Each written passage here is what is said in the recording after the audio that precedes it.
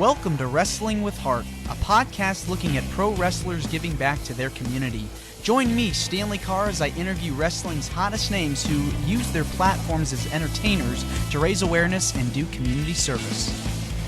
Hello and welcome to another edition of Wrestling with Heart. This is the show where we talk with professional wrestlers and professional wrestling personalities about their lives in and outside of the ring, as well as doing acts of charity work, community service, volunteering, and spreading positivity. We're always about the positive vibes here on the show, and I've got a very special guest with me today.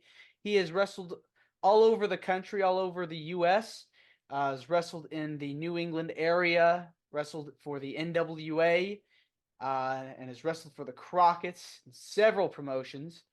Pleased to welcome the one and only Mr. Joe Malkin. Joe, welcome to Wrestling with Heart. How you doing, brother? Good. So let's talk about your upbringing and childhood. Where are you from?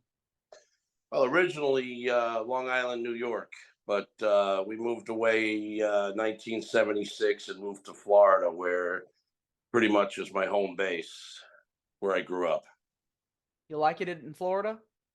Well, I don't live in Florida now, but I mean, I have since moved to Connecticut the last 10 years, but Florida is where all my family is. You know, my mother, my brothers, sisters, nephews, nieces, all that family crap. Ah, I got you. So New England and Connecticut, that's got a chock full of history with wrestling too.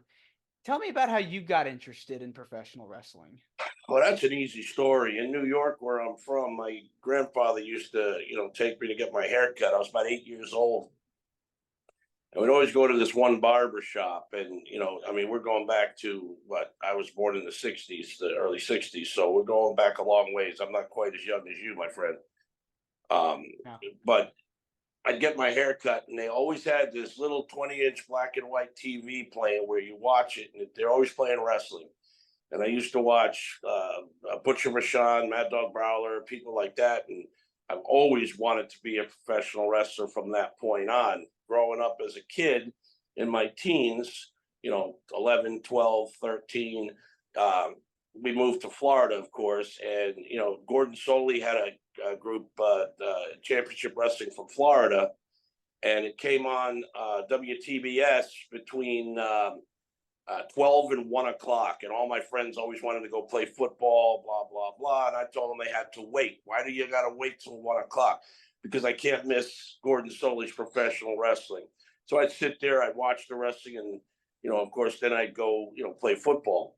But at a young age, I used to practice all the moves on my younger brother, who actually took the brunt of it. And next thing you know, what was I? I was playing semi-pro football in Tampa Bay for the Tampa Bay Scorpions. I was 17, and I played for 2 years. And at the age of 18, I met this guy by the name of Ozell Harris. I'll never forget him. He was training to be a professional wrestler by the great Malenko in Tampa, Florida. So I says, well, I'd like to meet him. So he took me one Thursday, the following Thursday, actually, to meet Boris. His real name is Larry. But anyway, I met him and he started training me. And literally 6 months later, I'm working, outlaw circuit for him in places like Plant City, Florida, Waimama, Bahamas, going up against people like Tyree Pride, God rest his soul, people like that, Bob Roop, Louis Estea, Raul Mata, Batman. All those people, Big Vern Henderson, who big boy, he was lineman for the Green Bay Packers, but Malenko was training him. We had a lot of people in our training class, pretty good names like Chris Champion. Chris Champion was training with me at Malenko's school. Chris Champion has since passed away, but he made a big name for himself down here in Florida. His brother, Mark Smith, but went by Mark Starr, who's also passed away, also made a pretty big name for himself, and people like that. But that started my career. Literally, I hooked up with a guy named Mike Jackson, who right now is in his mid-80s, and he's still wrestling out of Alabama. He called me the other day.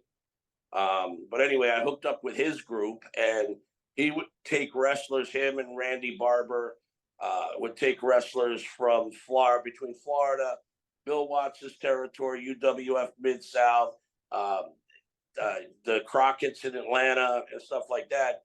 And, we would do jobs, now back then it was called jobbers. Nowadays, I guess you call it enhancement talent. You call it whatever you want. You're still a jobber. But to make a long story short, I want to say the third time I went up to Bill Watts' territory, which was like maybe 4 weeks later, Bill Watts bought my contract, and that started my career in the territories as an underneath full-time wrestler. So, yeah, and that was in 1983. So I've been doing this a long time. Yeah, what a great story. Seems like you were able to make that transition, and And, it took a and we were while also to. one place I forgot to mention. We were also doing Southeastern Continental for Ron and Robert Fuller and Jimmy Golden.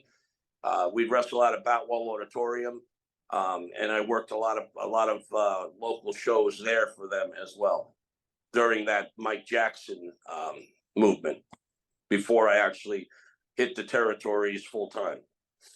Yeah, definitely seems like in those days. I mean, of course, it's always been hard, but definitely seems like it was harder back then to really break into the wrestling business. Problem with it back then, it wasn't, it was nepotism. Okay, if you were a family member, I'll give you an example. Blackjack Mulligan's son, Barry Windham. Obviously, he was a wrestler and a good wrestler. But Barry had a younger brother named Kendall Windham. And because he couldn't wrestle worth the crap back then, he had just started. He was skin and bones, and trust me, I had to wrestle him in Tampa, Florida. So he became a decent wrestler, but in the beginning, he was mediocre. He wasn't his brother or his father, but he did become good after a while. But because his name was Mulligan, um, there you go. His father was a big name in the business. So yeah, it was harder to break in. You really had to pay your dues back in those days. And I'll never forget, I bugged Wahoo McDaniel, who was the booker for Mike Graham's group, Gordon Soley out of Florida. I bugged him for about 5-6 months straight at Miami Beach Convention Center every time they came down there to give me a shot, give me a shot, give me a shot. Well, finally, one day down there, he says, "Okay, kids, you want a shot? Come up to Tampa, Florida to the Sportatorium on Tuesday where we do our TV taping, and I'll give you a shot." Well, I did that. I went up there. And now the way they did it back then is they taped 2 weeks in one day, two-week shows. So the first show, he put me up against Billy Jack Haynes. It's a name that most people should remember. But anyway, I got in the ring with him. We had a very good match. It was a decent match. Obviously, he went over. And for those younger guys that don't know what going over means, that means you're winning. We never use the term you're winning and losing. It was going over or going under. Nowadays, everything has changed with the terminology. I was trained wrestling taught by Bob the Bullet Armstrong and Brad Armstrong back in the 80s, which they don't use anymore. But us old timers, we still use it. We're still a little bit of what we call kayfabe, even though the business has been, infiltrated. We still, the old timers, consider kayfabe a religion to us. Put me up against Billy Jack Haynes. We had a really good match. We're getting to the locker room, and Billy sits next to me, and he puts his arm around me. He says, "I just want you to know something." And again, I was as green as you could be. He says, "Wahoo put you up against me because I'm the policeman of the group. And if any of y'all don't know what policeman is, they're the ones that the promoters put you up against if they want to hurt you and put you out of the business." Hence Steve Austin for WWF back in the day. All right. So he was the policeman there. And he said, "Wahoo wanted me to hurt you, to discourage you, to put you out of the business." So I said to Billy, I says, "Well, why didn't you?" He says, "Because when we locked up collar and elbow when the bell rang, you were very loose, and I wanted to give you a chance because you felt good. Wrestling, you got to be loose. If you're tight, you're called the crowbar. anything. Well, I don't know what they call it now, but back then it was a crowbar, and you got to expect a potato. A potato is a slip up where you actually hit somebody by accident or whatever. Um, so he says, I wanted to give you a shot. He says, I'm going to take some heat from Wahoo, but stick with it. You're good, kid. Keep working on it. We were like a big family. And you knew when, like the younger guys like me who weren't as known, like Ted DiBiase or Stockton Death Steve Williams or Jake the Snake or in the locker rooms, we pretty much kept our mouths shut. I used to ride the towns with Captain Redneck, Dick Burdock, Tommy Gilbert, Eddie Gilbert's dad, and I'd ride with Eddie Gilbert once in a while. I tag teamed with Eddie Gilbert a couple of times against Pork Chop Cash and Mad Dog Boyd, which were the Bruise Brothers back in the 84, 85, 86, and stuff like that. But those days were golden, brother. Yeah, Golden. definitely seems like it was a time to be a fan, time to really enjoy what you were doing, and it seems like you were very passionate about it too. Well, yeah, especially when you wrestle places like Sam Houston Coliseum in Houston, Texas. And you're wrestling for like 40 to 50, 60,000 people. I mean, that was like University of New Orleans or the Centroplex in Baton Rouge. It was an adrenaline high, man. Yeah. An adrenaline high. And you don't want to ever let that go. So I'm looking back in my head, and I have those memories. Just like people like Magnum TA, who, by the way, beat me in 17 seconds on national TV with the belly to belly back in his heyday. It was fun times. Let's switch gears and talk about the charity work that you've done over the years. I know you had mentioned to me that you and your wife have done a lot of charity work over the years. Tell me about some of the stuff you've done in your community. Well, over the last 10 years, out in the Connecticut, Eastern Connecticut area and the Westerly, Rhode Island and stuff, we do a lot of charity events. We help out as well as donate for the Chamber of Commerce. We also do a lot for a place out here called Johnny Cake Center that helps homeless people, and then Warm Center, who helps homeless people get a place to live and things like that. There was one thing I did a couple of years back for the chamber where I had to get sponsors to sponsor me. We're up here by Foxwoods Casino, and they were putting in a zip line, a big zip line. So the deal was a lot of big name people in town, people who own businesses, myself, this, that, and the other. We'd go out and get sponsors, donations, and what have you. And then when it was all said and done, we got a free turn at the zip line. And let me tell you something, that zip line's crazy. That's where I lost my tooth. I didn't lose my wrestling. I lost it on the zip line. Wow, who would have thought?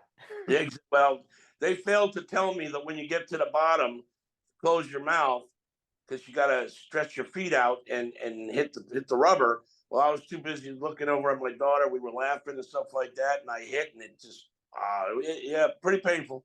Yeah. Pretty painful. Why do you feel passionate about helping out in your community?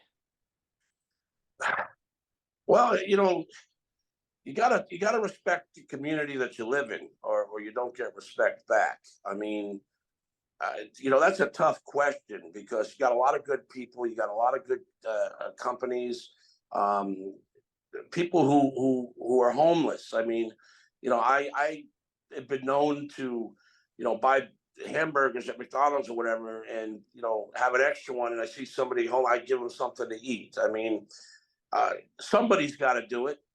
You know what I'm saying? There's a lot of people out there that just put their noses up and just walk away. I mean, I'm not a fan of these people that stand on the side of the road with a sign. You know what I'm saying? Because a lot of that is not real. They're fake. But I like to help people who need help. If I'm able to do it and I have the means, I'm going to do it. Obviously, I'm not going to take away from my family, but if I have the means, I'm going to help you out. That's just how I am. I've always been that way. Yeah, that's well said. Well, Joe, this has been wonderful getting the chance to speak with you. It means a lot to me and my listeners and viewers that are watching this on YouTube. Where can people find more about you? Are you on social media? Do you have a page that people can Well, find my you? Facebook page is Blaine Broadway Joe Malkin, but we also have United States Wrestling Federation on Facebook, and I'm being that I'm just starting everything up. I don't have a lot of um, social media yet, but we're working on that. All We are right. working on that. I've got a team of people. Again, I don't really understand this social media stuff, so that's why I've got other people, younger folks like yourself, that know about all this stuff. They say you can't teach an old dog new tricks. Well, you can, but I don't want to learn. Well, that's going to be really exciting. I'm looking forward to seeing what's going to become of the new organization, and I wish you all the best with it. Joe, again, thank you so much, and you're more than welcome to come back on the show. I appreciate that, and I enjoy doing these things. I enjoy telling about the territories. And next time I come on, I'll give you some more stories. Yeah, would love I, to. I can't throw out them all at one time. You know what I'm saying? Exactly. I appreciate you asking me to be on. And yeah, anytime you want to hear some stories, you know how to get in touch with me. I have no problem being on your page whatsoever. I enjoy it, brother. All right. Thank you again. My pleasure, Stanley. You have a wonderful weekend, my friend. You too. Tell everybody Bye-bye. out there, we'll see you on the mat. That's right. All right. Have a good one. This is Wrestling with Heart. I hope you found this podcast to be informative and entertaining. If you did, please hit the subscribe button and look out for the next edition.